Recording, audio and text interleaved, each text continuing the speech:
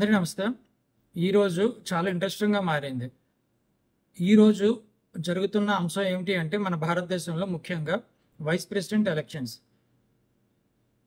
Almost ఎంపీలందరూ కూడాను వాళ్ళ తాలూకా ఓటు హక్కును వినియోగించుకోవడం జరిగింది. సో, ఈరోజు ఇంట్రెస్టింగ్‌గా మారడానికి రీజన్ ఏమిటి అంటే, వైస్ ప్రెసిడెంట్ పోస్ట్‌కి ఇండీ కూటమి నిలబెట్టినటువంటి వ్యక్తి అయినటువంటి సుదర్శన్ రెడ్డి గారి మీద అమిత్ షా గారు తీసుకొచ్చిన సీరియస్ అలిగేషన్స్. ఆయన సల్వార్ జుడుం కేసులోని గవర్నమెంట్‌కి ఎగెయిన్స్ట్‌గా ఒక జడ్జిమెంట్ ప్రొనౌన్స్ చేయడం జరిగింది, మరొక జడ్జి గారితో కలిపి.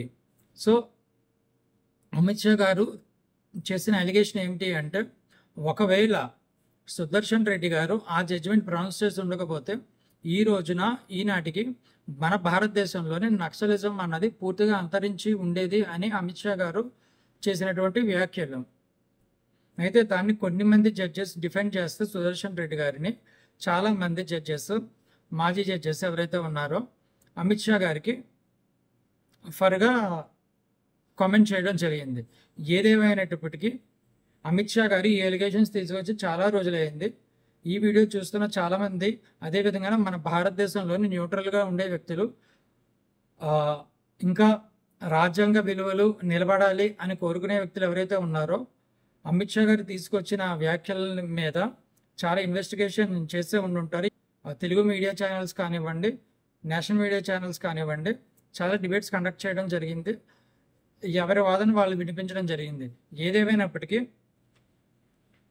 సుదర్శన్ రెడ్డి గారు ఒక చాలా ఇంట్రెస్టింగ్ అండ్ ఇంపార్టెంట్ కామెంట్ చేయడం జరిగింది ఎంపీస్ని ఉద్దేశించి మీడియా ముఖంగా.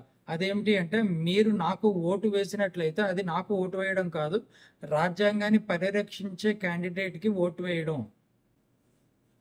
ఈరోజు ఎవరు గెలుస్తారు అని అందరూ ఊహించేది ఏమిటి అంటే, ఎన్డీఏ కూటమి నిలబెట్టినటువంటి శ్రీ రాధాకృష్ణన్ గారు. అయితే ఇప్పుడున్న ఎంపీలు సుదర్శన్ రెడ్డి గారికి ఎన్ని మంది ఓటు వేస్తారు అన్నది ఇంట్రెస్టింగ్ సబ్జెక్ట్. ఇప్పుడు సుదర్శన్ రెడ్డి గారు ఒకవేళ ఓడిపోయినా సరే ఆయనకి అట్లీస్ట్ 300 పైగా ఓట్లు వచ్చి 350 అలా ఓట్లు వస్తే కనుక ఆయన ఓడినా గెలిచినట్టే. ఈరోజు ఈవినింగ్ కౌంటింగ్ జరుగుతుంది, నైట్ కల్లా రిజల్ట్ వచ్చేస్తుంది. సో మన ఎంపీలు, మన ఎన్నుకున్న ఎంపీలు ఎటువంటి స్టాండ్ తీసుకున్నారు అన్నది మనకు తెలుస్తుంది.